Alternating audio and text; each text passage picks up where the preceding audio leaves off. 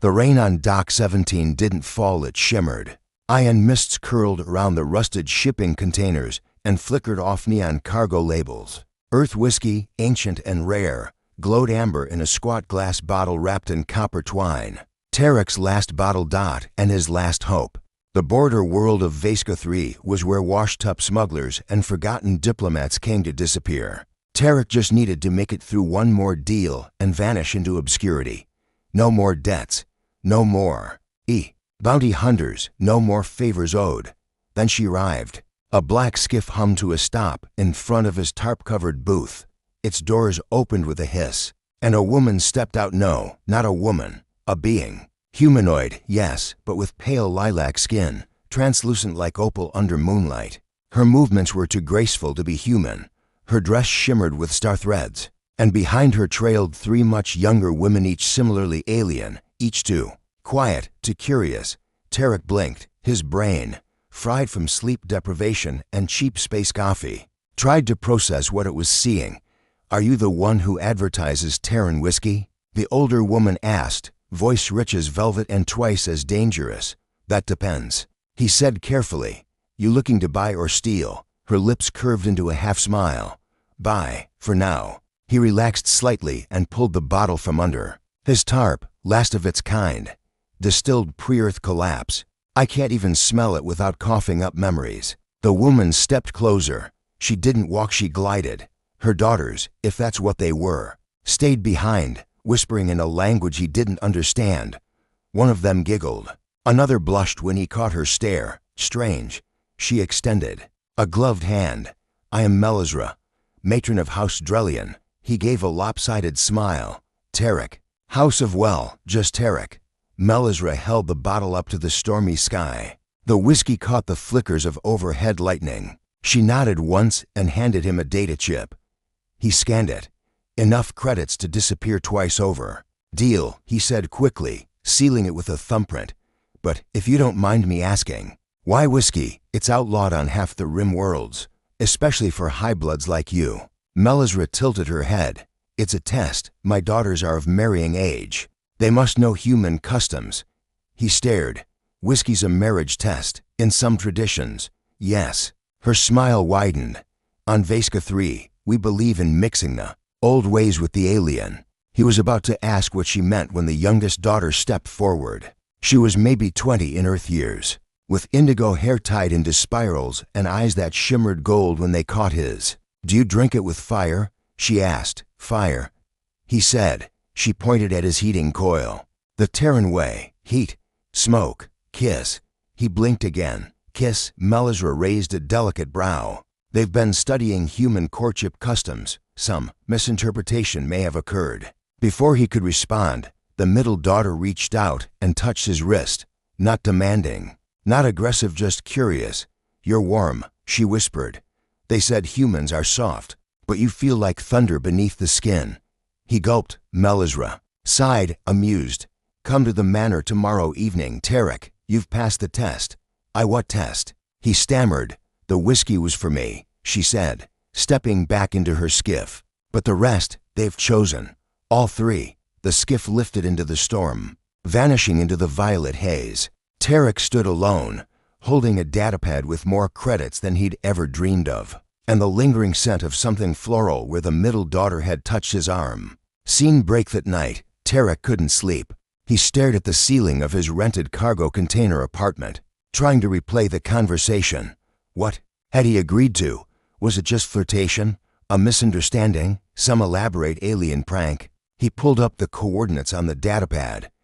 House Drellian wasn't a manor, it was a palace, orbiting just outside Vesca's second moon, surrounded by floating gardens, starlit bridges, and rumor. No one went to Drellian unless they were summoned. And Tarek had been summoned. By the matron herself. By her daughters. He almost deleted the coordinates. Almost. Instead, he dug out a half-ripped blazer from his smuggling days, scrubbed the blood stain from the collar, and tried to look like someone who belonged in a floating palace, filled with royalty. The Palacia drone escorted him. From the docking port, marble hallways shimmered with zero-grav silk. Alien tapestries shifted as he passed, whispering phrases in languages He didn't know. At the heart of it all was a glass courtyard, with a feast laid out beneath drifting orbs of biolight. Melisra sat at the head of the table. Her daughters sat on either side. "Welcome, Terran," the youngest said, smiling brightly. "We have questions." Tarek sat warily. "All right." The eldest daughter leaned forward. "Is it true that human men choose one mate?" He hesitated. "Usually, but not always." The middle daughter bit her lip. "What if the mates choose him?" Melisra raised her glass, filled with Terran whiskey. "It is decided then. The customs align. You will marry into House Drellian." Tarek choked on his appetizer. Hold on, I just sold a bottle of whiskey." Melisra tilted her head. "And received a dowry in return." "Is that not how your Earth customs work?" "That's not a dowry." He coughed. "That's payment." "Yes," she said calmly. "Payment for your future." Her daughters stood in unison. Each one approached him, taking a different hand, shoulder, or wrist. "You don't have to stay forever," the eldest whispered. "But stay tonight," the youngest grinned. "Just until the stars shift," the middle one murmured. He looked up at Melisra, but she was watching with a serene expression, sipping whiskey like the stars themselves answered to her dot in a palace. Suspended in orbit, Tarek realized he might have just married into the most powerful alien family on this side of the galaxy dot because of a bottle of whiskey and a very, very misunderstood Earth tradition. The shimmer of morning spilled over the domes of Tel Erix, gilding the alien metropolis in golds and pinks. Earthborn trader Ryan Decker leaned back against the curve of the transparent balcony rail, sipping synthetic blackroot tea. It wasn't whiskey, but it was all they'd let him have now, apparently. Alcohol incites mating surges in the daughters of Hibern-Vari matriarchs, and he was married to 3 of them. Somehow he still hadn't figured out if it was legally binding, or just some bizarre cultural joke that had gone too far. All he did was sell a bottle of Earth whiskey to their stepmother, who had sighed dramatically, muttered something in Vari dialect, and offered him 3 bond ribbons in exchange. He thought it was some kind of honor token. Nope, wedding contract. And now here he was sharing a castle of skyglass with 3 towering alien women with skin like polished coral, hair that moved like water, and claws they rarely retracted. 2 of them liked him just fine. The third wanted to murder him. Probably. The door to the bathing atrium whooshed open behind him. Ryan didn't turn. He'd gotten used to not being startled by their sudden entrances. Their footsteps didn't make noise. "Ryan," a voice hissed, cool, sharp, and unmistakably irritated. He turned slowly, pretending calm. "Zerale," he greeted. The eldest daughter, the one who didn't laugh when the other two teased him, the one who hadn't said a single word the night of the joining ceremony, just stared at him, like she'd discovered a stain on her favorite silk. Her eyes were more silver than her sister's, her presence colder. "You left your robes in the warmth cavern again," she said, stepping closer and holding out a folded cloth. "This is the 3rd time." He blinked. "I didn't ask you to bring it." Her silver gaze narrowed. "And yet you were about to enter the bathing pool unclothed." "I live here," he said, "with my wives. I figured modesty rules were relaxed." "You assume too much of your position," she said stiffly, shoving the robe into his hands. "You're a man from a primitive world. Don't pretend that ribbon on your wrist makes you our equal." Ryan looked down at the glowing braid of light still wrapped around his wrist, a mark he couldn't remove, even in sleep.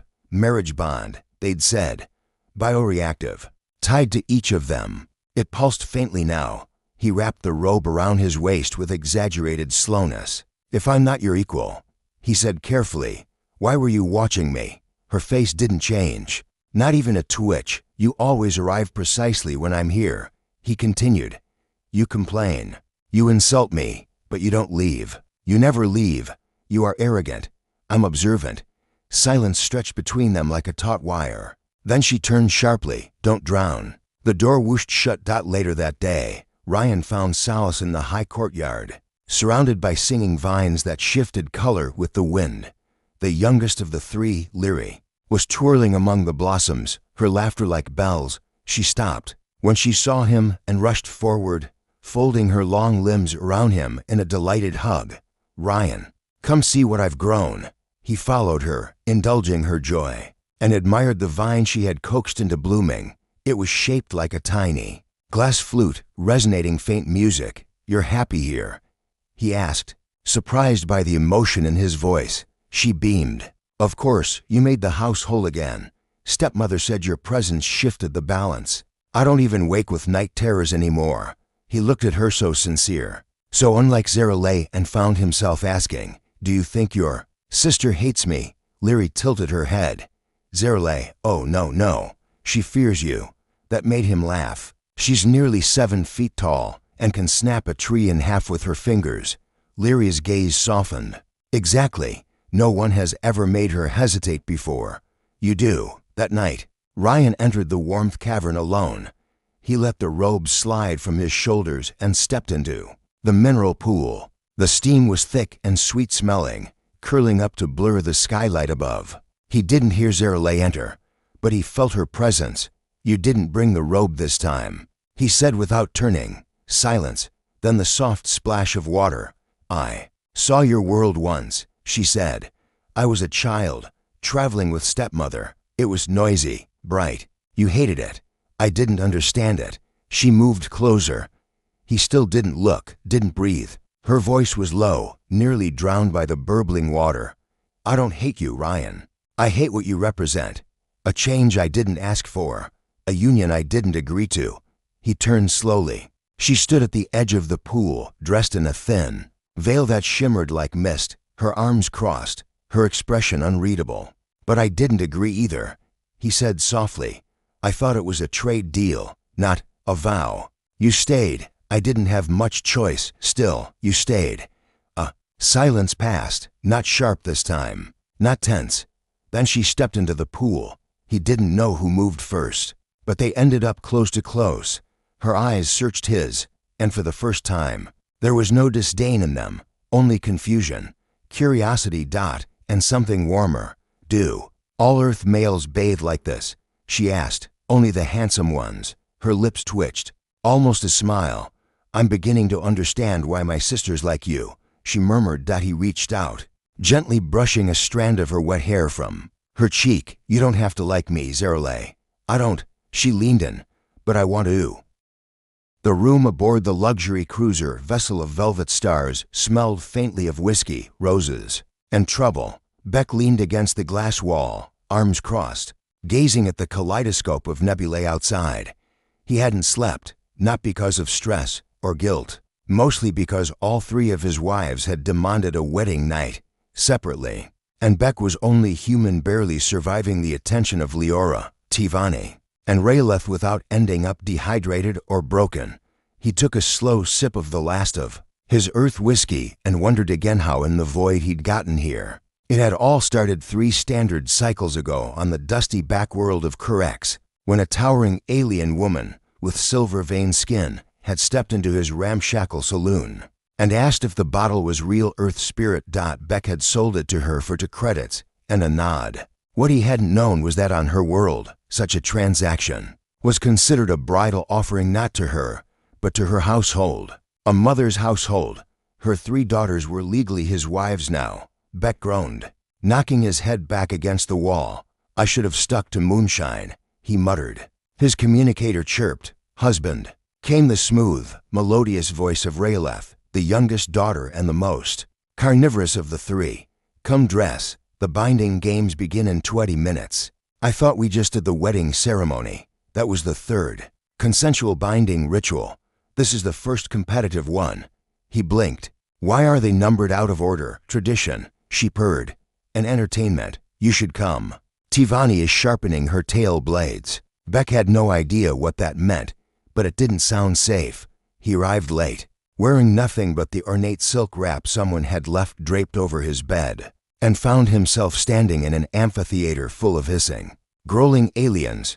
Leora was already in the ring, flexing her luminous arms. Tivani stood opposite her, tail lashing, with Rayleth floating above them, wings flickering like solar flares. An announcer shouted something in a language Beck didn't know, but he did recognize the holographic banners. "Which wife deserves the first nest?" "Wait, nest?" Beck asked the tiny lizard translator hovering beside him. "In House Jarai, each spouse builds a shared nest. First nest is symbolic, sacred, also most insulated. Beck paled. And they're going to fight over it. They are proud of you, the translator added helpfully. Also, they believe battle reveals truth of heart. 3 rounds of combat, 9 minor injuries, and 1 dramatic kiss between Tivani and Raeleth later. The crowd erupted into cheers. The lizard whispered. Result, polyconsensual shared nest. All wives tie in battle. Very rare. Very romantic.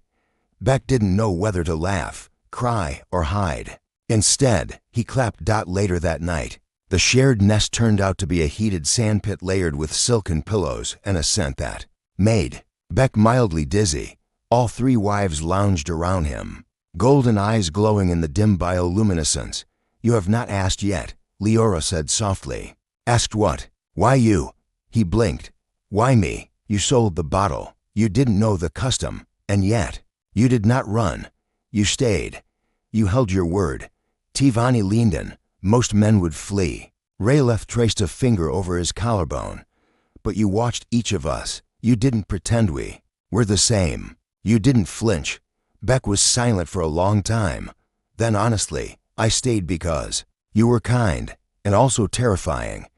But kind first. The moment hung between them. Then Leora whispered, we want more than your name, Beck. We want your truth.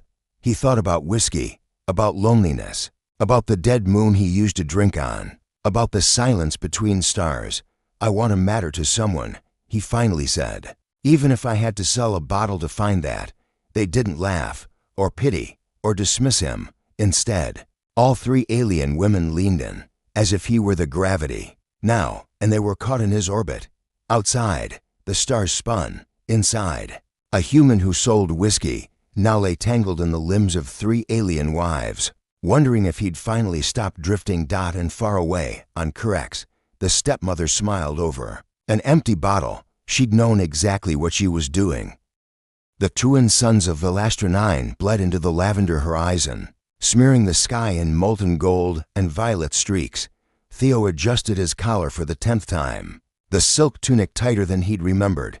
It was embroidered with thread that shimmered like moonlight on oil, gifted by Vailna, the eldest daughter, after a long and uncomfortably intense dinner with her extended family. He didn't know how many more ceremonial dinners he could survive. Vailna, Kari, and Lurea, the 3 daughters each, believed Theo was theirs and theirs alone, and he hadn't exactly denied them.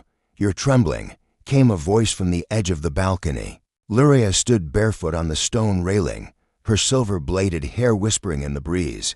Are you cold or just guilty? Theo swallowed. Neither, just thinking.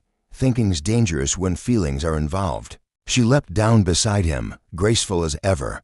You've kissed all 3 of us, shared your bed with 2. Whispers say you married our mother's memory, and stole her soul with liquor. I didn't steal anything, Theo said. She bought the whiskey fair and square. It wasn't even my best bottle. Then why are you here, husband of 3? She asked, tilting her head. Why haven't you run? Theo looked out, across the hovering city spires. Because I don't want to. Later that evening, the real fire began. Vailna slammed her fist into the negotiation table. You promised me first rights. I marked him on the 3rd day. Kari, wearing her engineer's goggles like a crown, crossed her arms. You marked him with your words. Vailna, I've marked him with my circuits. You all talk like I'm a goddamn asteroid to stake a claim on. Theo said, newsflash, I'm not real estate. Luria merely stared at him, then act like a man and choose. You can't belong to all of us. Silence spread like spilled wine. Theo stood slowly. I didn't ask for any of this. 1 bottle of whiskey, 1 polite conversation with your stepmother, and now I'm caught between 3 brilliant, terrifying women who all think love is a conquest. Vailna stepped forward. Then tell us it wasn't real. I can't, Theo admitted, because it was. Each of you made me feel something real, something different. Kari's voice dropped to a whisper. Then you'll break one of us, at least. Theo nodded. I know. The Steve Mother's shrine was carved into a blossom-shaped canyon, every petal a memory in stone. Theo knelt there, unsure why. Maybe to find answers from the woman who started it all. He poured out the last of the whiskey the same bottle she'd first tasted. You made me promise to take care of them, he murmured to the carved face in the rock. You didn't say how. Behind him, footsteps. I knew you'd come here, Kari said. We all did. The other two weren't far behind. Theo stood. He looked at each of them, the inventor, the warrior, the dreamer, each one extraordinary and each one deserving. More than confusion and shared kisses. I've made a decision, he said. Vilna raised a brow. Finally, I can't marry all of you. No kidding, Kari muttered. But I can love all of you. He continued. In different ways, with different paths. I won't lie, I'm afraid. Of hurting you. Of losing you. Luria stepped close. Then what's your plan, Whiskey Boy? Theo held out his hand, not to one of them but to all three. You choose. If one of you takes my hand, I'll go with her. But only if the others can let go for a long. Heavy silence. No one moved. Then Kari stepped back. I built a ship. It can fly without you. Vilna turned her face away. You broke your word, but I respect the honesty. Luria reached forward, brushing her fingers against his. I don't share, she whispered. And I never let go. Theo's heart pounded. Luria's hand closed around his. Vilna saluted. Kari smirked and turned, and just like that, the shrine wind howled, the bottle cracked, and Theo knew the past had finally poured out. They'd followed him into war. Not by force, not by law, but by something far older and harder to name.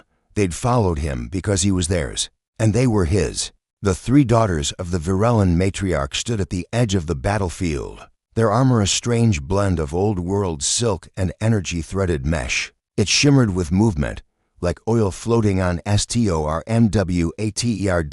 And Tehran, former bartender, whiskey runner, accidental suitor, stood between them and a throne he never wanted. You should stay back, he said again, for the 100th time. The eldest, Seria, bared her fangs. You should stop pretending you're not terrified. We are. Terrified, echoed the youngest, voice clipped but amused. She cradled her pulse bow like a child. The middle sister, Lyra, leaned close, brushed her cheek against his. But you're not alone. That makes you lucky. He wanted to argue, but the air tasted of ozone and war, and the flagship of the coalition lordling was dropping through the clouds like a vengeful god. Everything had started with a bottle of whiskey, a simple, earth-distilled bottle he'd sold to a stepmother with blood on her hands and regrets in her eyes. A peace offering, she'd said, turned out on Virelis. Gifting spirits wasn't just cultural, it was courtship. And her three daughters had taken the gift personally. The siege didn't last long. Seria led the charge with her war shout more like thunder than voice. Her claws shredded the enemy lines as if she were born of storms. Tehran could only watch as she danced, rage and grace molded into one. Men handled the rear, rigging traps of light and illusion that shattered perception. No one touched them from behind. And Lyra, she stayed close to him, guarded his left with precise, almost surgical violence, not because she thought he was weak, because she wanted him to survive, because the Virelin didn't believe in letting their husbands die in stupid wars, not when they could die later of age, or joy, or exhaustion. Together, the four of them carved a hole straight into the bridge of the coalition ship, and when the lordling stood trembling before them, his command collapsing around him, he asked a question that echoed in the silence.